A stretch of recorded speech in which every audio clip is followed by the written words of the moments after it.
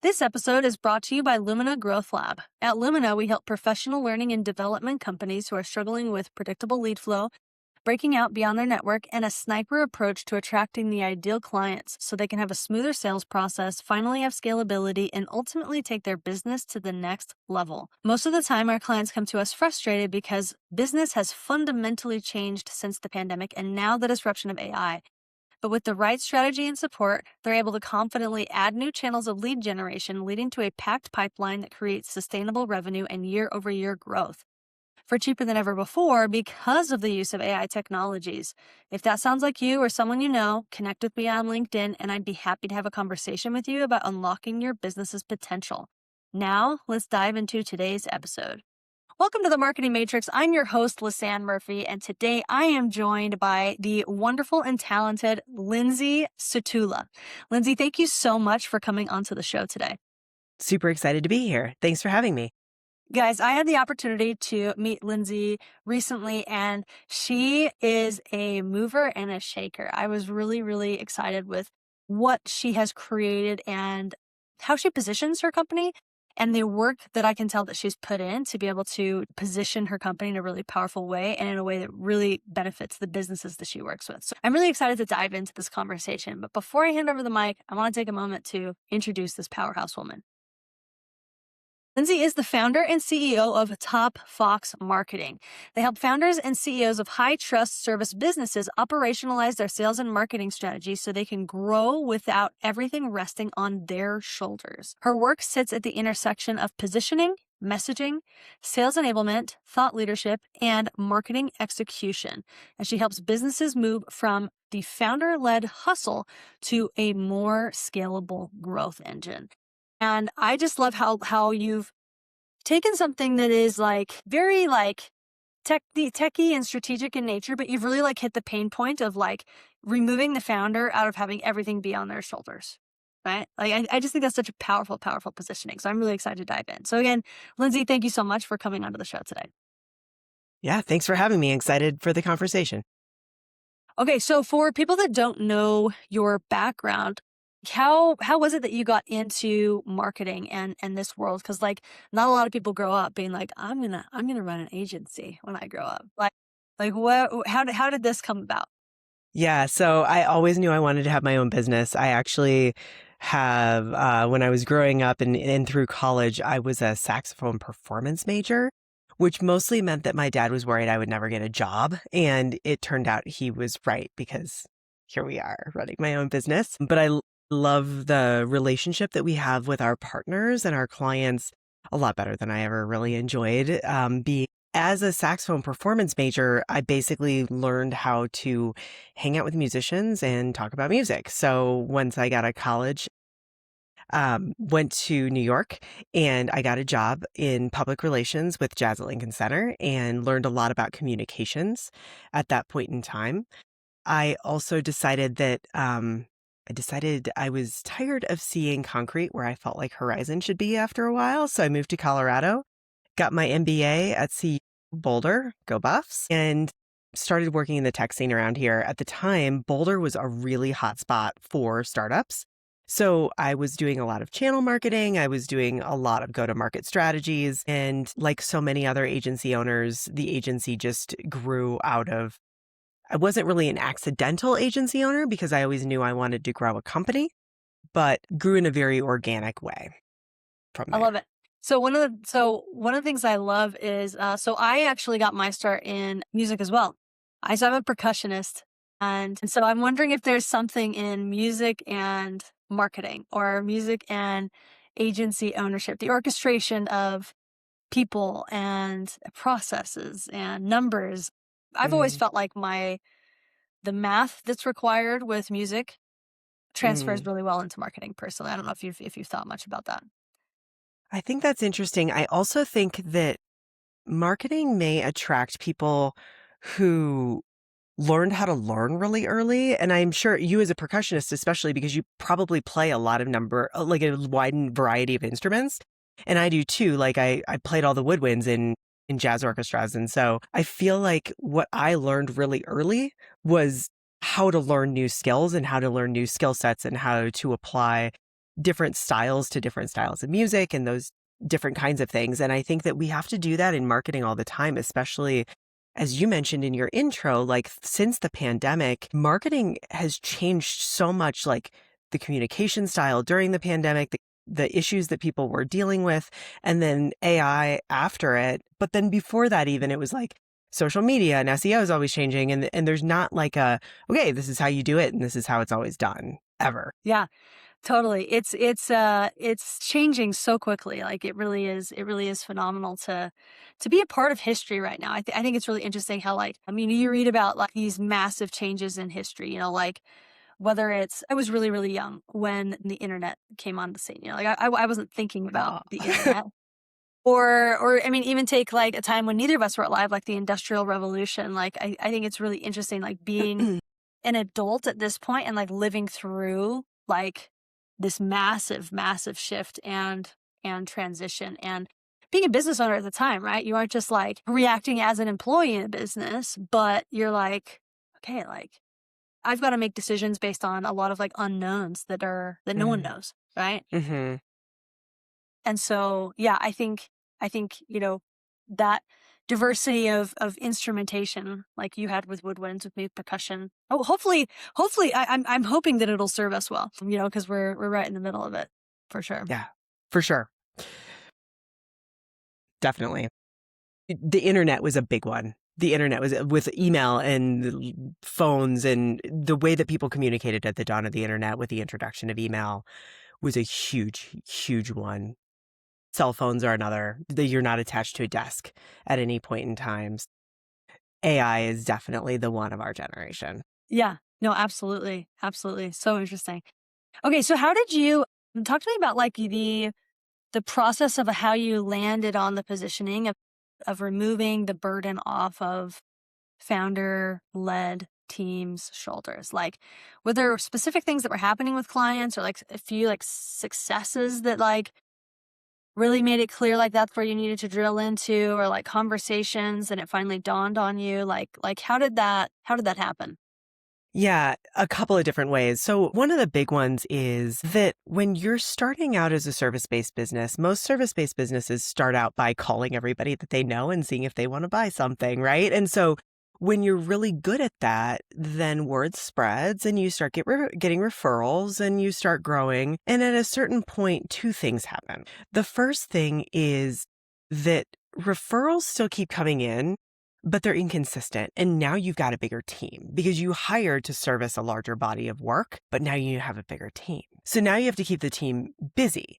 And referrals being spotty is not good enough anymore. And so being able to to operationalize a referral process so that you can count on a certain number of leads coming in the door at any point in time, it becomes more and more important. And we find, because we service companies that are between 2 and 20 million, we find that point starts somewhere between 1 and 2 million, where you've got a big enough company that you just need to be able to feed the company to a certain volume. And that gets harder and harder to predict.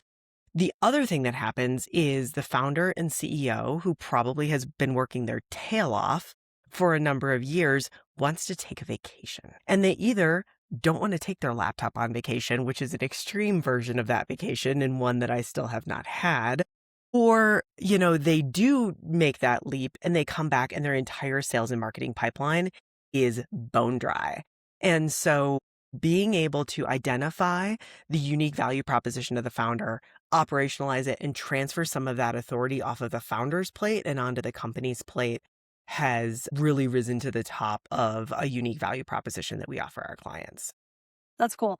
So like, did you feel like that came because like the work you were doing with companies like stalled whenever the founder went on vacation, or like were you just hearing that sentiment a lot in your client meetings? Like how did that happen? Yeah, a couple of different things. Certainly the founder goes on vacation and is like everything dried up on me. The other kinds of symptoms that happen is that because the pipeline is so tied to the founder's personal network, the lead flow is really fragile. And because of that, the founder gets nervous. And when the founder gets nervous, the founder says yes to every single call that pops up on their calendar. So they end up getting really bogged down with a lot of meetings with people who may or may not be right fit prospects after all. So they end up wasting a lot of time on not right fit sales calls. The other thing is it always has to be the founder on the sales calls because there isn't a content or a narrative that the rest of the company has adopted so that they're always the ones the prospects ask for them by name. It's, I want to talk to Lisanne. It's not like I want to talk to your company or I want to talk to Top Fox Marketing. It's like, I want to talk to Lindsay. That require, when somebody makes a referral to me, there is a lot of responsibility to show up and shepherd those people through the entire sales process, which makes it harder to step out as well. Yeah, for sure. So tell me a little bit more about what Top Fox Marketing does in terms of operationalizing that and like taking it off their plate. Like, are you implementing like new channels of leads? Do you have like lead qualification systems? Like what do you guys do? Yeah, we have a couple of different things. I mean, we always start every single one of our engagements with really understanding what the founder's point of view is and what the unique point of view is. So we do a lot of what a lot of other marketing companies do, where we identify the ideal customer profile so that we're not accepting calls from wrong fit prospects and really get people to commit to that piece of it. The other thing that we do is build content pillars and categories where the founder and the rest of the company can have some really great stories that they can all tell to demonstrate the unique value proposition of those companies. One of the most fun pieces that we do, though, is that we identify with the client about 3 to 5 really repeatable ponds that they can fish in, because we still want all the referrals to be coming, but I want the referrals to be coming kind of like fish in a barrel, right? Where it's like they all look about the same, they all have a similar challenge, and then you can shepherd all those people through the sales process in a really similar way. And what that looks like for a couple of our clients specifically, one of our clients is a market research client. And do you mind if I tell a story really quick? Yeah, no, please. I would Okay, love cool. it. They're a market research client. And so they serve Better For You, Better For the Planet brands. So think anything that's in like natural grocers or Whole Foods. Their clients are people like Poppy and Catalina Crunch and those types of folks, right? And so at Expo West every year, which is that industry's massive trade show, Bain and Company publishes a list of all of the fastest growing people in that space, right? So these are people who over-index on the growth of their own categories in natural products. And my client happens to represent 1/3 of the companies on the Bain and Company list, which is like a freaking gold Huge. mine because it's immediate credibility that isn't manufactured by us. And it demonstrates how good these guys really are at their jobs. They're incredible at this stuff. And so it becomes easy to be like, well, if you want to stay on the list, perhaps you should consider working with my client. Or if you're not on the list, but you'd really like to be, perhaps you should consider working with our client. And that alone gives us so much fodder for marketing campaigns, for hooks, for just getting in the right rooms that we can point to. So that's always like an element of the pitch itself, if that makes sense. Yeah. Yeah. No, I love it. That's cool. But are you talk to me about some of the marketing channels you use with your clients? Like, are you doing a lot of paid advertising, a lot of organic? I know you mentioned the content pillars. Yeah. So we use all of it. Just depends on what levels we pull and what levers we pull for which clients, depending on what their strengths and weaknesses really are, right? And so if you've got a founder who's been in this space for a really long, so I'll tell you another story. So we had a client who just rolled off, unfortunately, but the challenge that the space that they were owning and still do own is they were a first mover in the fractional movement forever. They were like one of the very first fractional COOs. They also leaned really heavily into EOS. And so they were like the very first fractional integrator on the market. So for a while, SEO was like all we needed, right? Because we owned the keywords fractional integrator and fractional COO, and they would come up first 5 organic Google all the time. And so that's what we did for a really long time. They had like 4,000 visits on the website on a monthly basis. And that was all the funnel that they needed. Introduce AI and Google's no-click search results that just flipped the table over on us because their traffic just dried up, like not overnight, but almost overnight. And so one of the big challenges there was like, how are we going to pivot? Because we'd been going all in on SEO. And so one of the ways that we worked with them to pivot from that was to launch a podcast. And so now they are like the people in the industry who are featuring all of the best implementers. I get integrators and we work with them for like 3 years and I still have to be really careful. Implementer, integrator.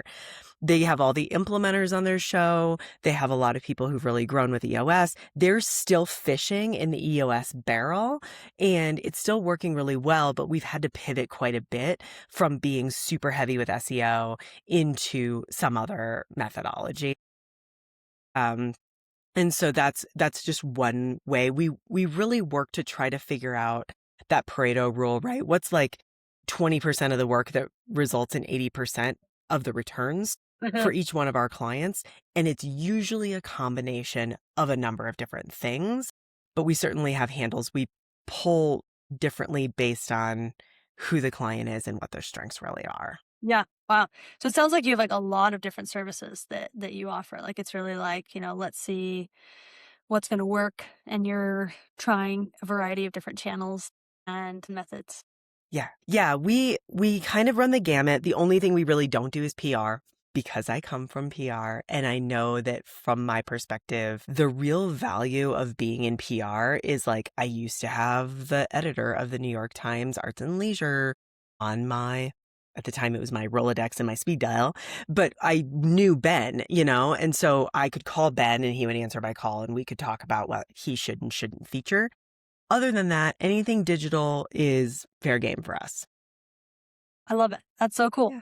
So, and with all of the changes and adjustments that are coming, like with AI specifically, or with how companies I've noticed like some companies are like pushing aggressively with their budgets to implement AI. Others are kind of like holding back to like see like, okay, like let's learn from the early adopters. But before we really move, like how are you navigating that narrative with companies when there's really so much unknown that's still happening? Yeah, it's a big one, right? So do you mean, are we navigating with our clients or do you mean, how are we adopting it ourselves? Let me ask. Either you can go down whatever path seems the easiest for you to like, where an answer is like, oh, okay, yeah, this is what I want to talk about.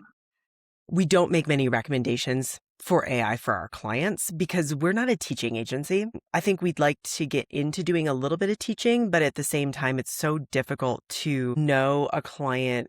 Like we know our clients really, really well, but as far as their operations goes, that's not really our wheelhouse. And so I have a phenomenal few AI consultants that we've hired for ourselves and that we would heavily recommend to our clients. So if anybody's interested, please reach out to me because I've got some great AI people that I would recommend to and refer out to for that type of like internal work. But as far as we go, we've worked with a number of AI consultants on our end too, in a number of different ways. One is just shoring up our own operations and making sure that like our project management systems and our account management and all of the internal operations are optimized to the extent that makes sense for us as kind of a smallish shop, where we've got a lot of automations running to help us save time on our end and help us make sure that the full investment that clients make with us is in the work that we build for them.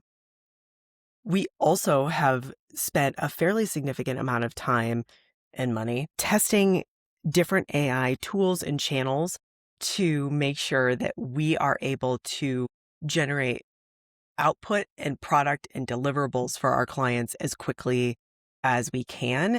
So we always pass that savings on to them as well. It is easier and easier to do volume of work. And I think that what AI has yet to replace, as far as I'm concerned, is the thoughtful strategy behind the work. And you still have to be asking the right questions and going in the right direction and pulling the right levers. But AI makes it a whole lot easier to get the job done sometimes. Yeah, I love that. And I totally agree, right? It's more of a it's a doer, but like the strategic thinking behind like still requires a heavy, heavy human touch for sure. I'm experiencing that as well in my business. Cool. So like what are some of the big focuses that you have for Top Fox marketing for 2026? Like what's a big focus for you guys right now? Yeah, I think, we're drinking our own Kool-Aid for sure. So one of the biggest focus areas that we have is that we could be our own client. And so just like cobbler's kids have no shoes everywhere, we are trying to get myself out of the sales and marketing seat as much as we can. We're testing and adjusting a lot of the strategies that we recommend for our clients with ourselves too.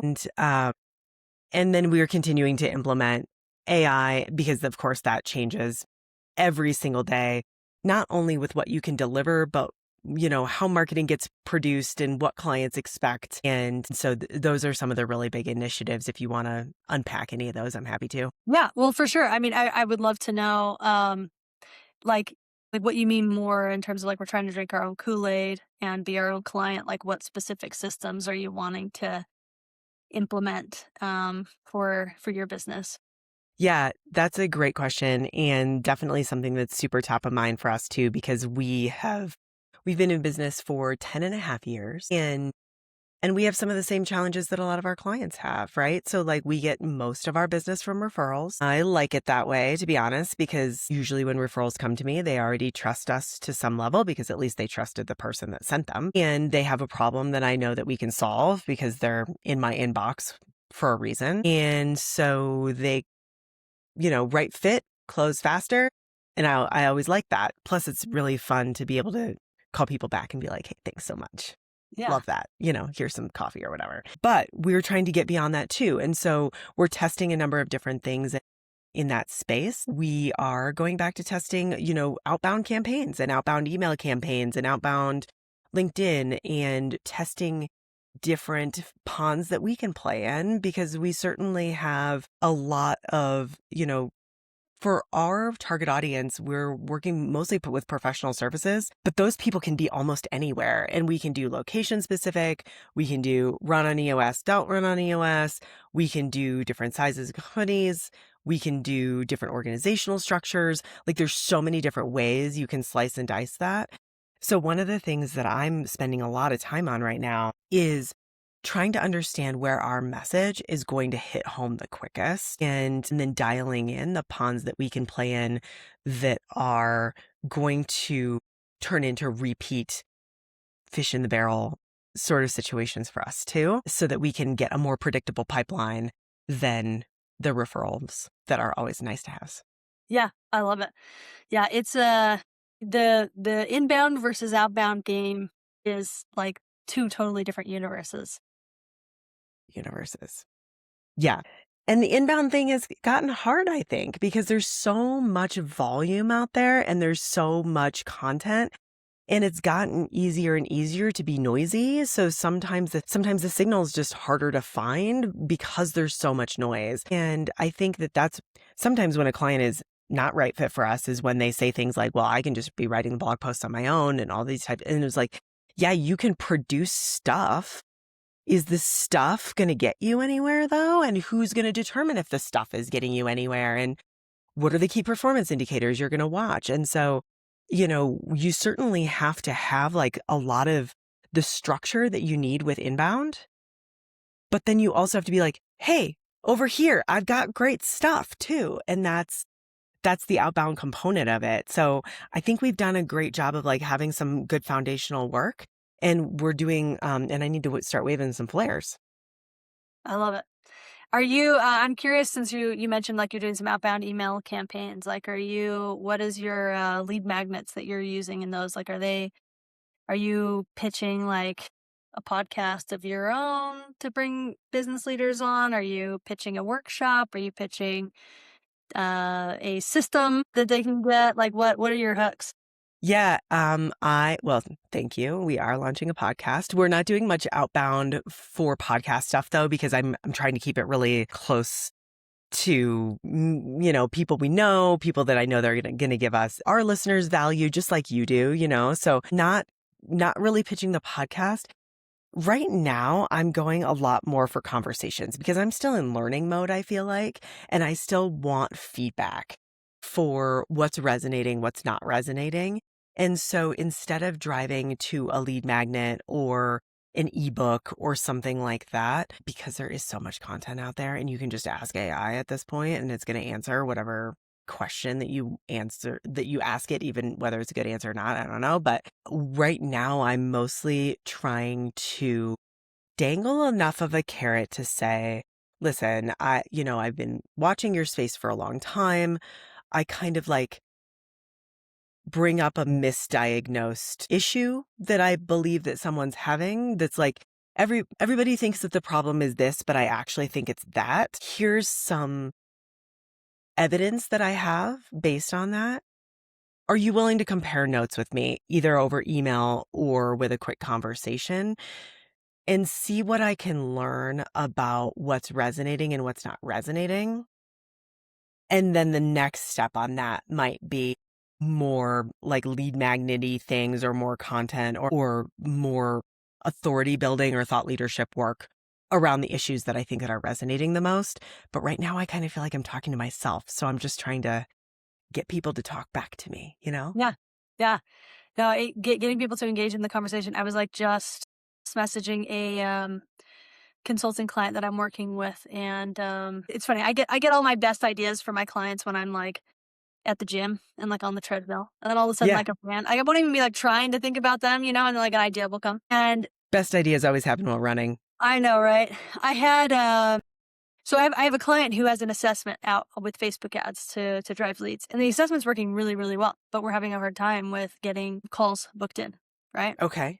And so I was like talking to some of the funnel building team, and I was like, okay, do we even know why they're filling out the assessment? Like what are they wanting to get out of it, and are they actually getting out of it what they're wanting to get out? Like I was like, I just don't think we know enough. Like they're not signing up, so it means that either like the results aren't compelling, Mm. like or they didn't necessarily have any intention on like ever talking to anyone. They just like took it out of curiosity, but like we need to know Mm-hmm. more, right? And so we're kind of shifting the focus from like the SDRs to like, instead of like just trying to schedule a call, like really fact finding. If they filled out an assessment, like why? Like why did you fill out an assessment? Like what are you Mm. looking for? Like what drove you? Because those conversations, like you mentioned, are just super, super important. And so, yeah, I love that you're like, I need to validate some ideas, have some conversations, so Yeah. like what to offer. So what are you doing instead of, the trying to get them on a call or whatever? Are you following up with nurture sequences or what kind of came out of that? Do you mind me asking? So it's still in process. So there are Yeah. nurture sequences. So there's an email nurture sequence, and then there's a human SDR that's calling on top. Mm-hmm. And the SDR, their primary function is to get a call, but they're also gathering qualitative data to understand more about the audience, because this particular person that I'm consulting with, like, it's an unvalidated offer and an unvalidated niche with an unvalidated audience. So there's just a lot of unknowns. So like we're really trying to figure out what he does is very valuable, Yeah. but like finding the right fit with the right people and the right time, like it's and with the right messaging is it's a big experimentation process. And so yeah, Yeah. pretty interesting. And there's probably one or two pain points. Like there's all kinds of pain points, but what are the two that like are the thing that cause you not to sleep at night or that get somebody really excited, or because it could be any, and so I think you're really smart by trying to validate what those elements are. Yeah. Yeah. And not just take that like, oh, we're getting leads, so it's working. Like maybe like a lead is, I think especially in today's economy where people, are just throwing out email addresses, like, it's not as valuable as it used to be. It's a lead isn't necessarily as valuable as it used to be. Right. And so like we Yeah. have to understand like how valuable, like, is this person even potentially, like to use your language you've been using, like in the right pond. Right. Mm-hmm. And I think that that's where a lot of sales and marketing break down too, right? Because you're like, here are the leads, did my job. And they're like, okay, what am I supposed to say when I call this person? And so I think you're taking the right step to try to bridge that gap between here are the leads, you should be happy, say thank you, sales rep, to like getting feedback. Because if the sales rep finds out that only certain people are closing for certain reasons, then you can dial in your targeting based on that information too. And Totally. we haven't even talked about that a whole lot, but like, I think that that's one way that marketing is also changed is like, as marketers, we need to get closer and closer to the way that our clients actually make money than because we used to be able to just generate lists of leads or downloads of lead magnets and those kinds of things and hand them off to sales reps and call our job done. But I don't think that as marketers that keeps us our jobs anymore. Yeah. No, I totally agree. I definitely agree. Yeah. Yeah, super interesting. So, like, speaking of those, like, you brought up, like, what are the one or two pain points that like keep you up at night? Like, what is that for you? Like, what is something right now that you're just like, "Oh, man, this I gotta go for a run so I can figure this out." Gosh, such a good question. I mean, I guess there's two real ones, people and robots. So I think like the working with people is always because people are complicated and they want what they want and then that changes sometimes. And so just personality dynamics is always something that I'm navigating and trying to think through because I think everybody has different motivations. And with the kind of crazy climate that we've had even over the past 6 years between the pandemic and politics and work from home and not work from home and return to work and like so many different things are so much more different now than they were prior to 2020 that I think everybody's still in a way kind of trying to figure out like how everything is supposed to fit together. So that's people. And then the robots joke is like AI is so disruptive and there are so many really, really, really cool things we can do with AI. And then there are so many things that pop up that like make us better, make our jobs easier, make us better at what we do. Like all those things are awesome. And then there's the pieces that are like, it changes every single freaking day. And you're like just trying to stay on top of it. And I could easily spend the entire rest of my career like just figuring out what's new any given time of the day. And so just trying to balance that rabbit hole with, okay, what's the meaningful work that needs to get done? Because at the end of the day, the how you get it done is changing so quickly, but the what we do at the end of the day, which is help our clients grow their businesses, is the same. It's the same goal. It's just the ways that we can get there can be so different. Yeah.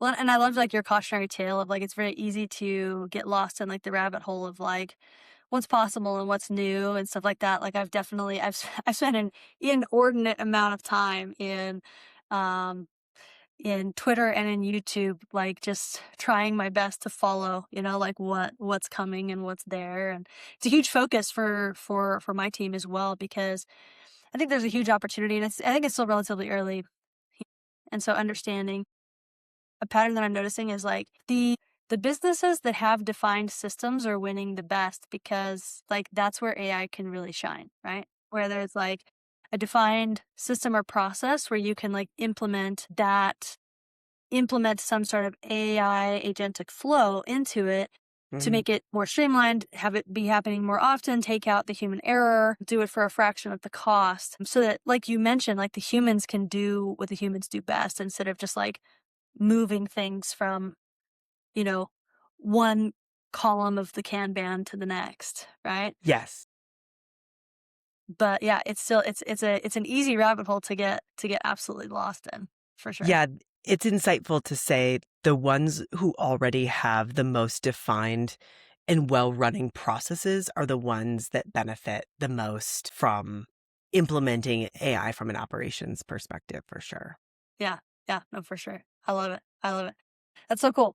And then tell me just a little bit personally, Lindsay, like what gets you up in the morning? Like what makes you excited? Are you like you love your morning routine, like sitting quietly, cup of coffee, or are you more like a energetic, social human? Like what gets you excited every day?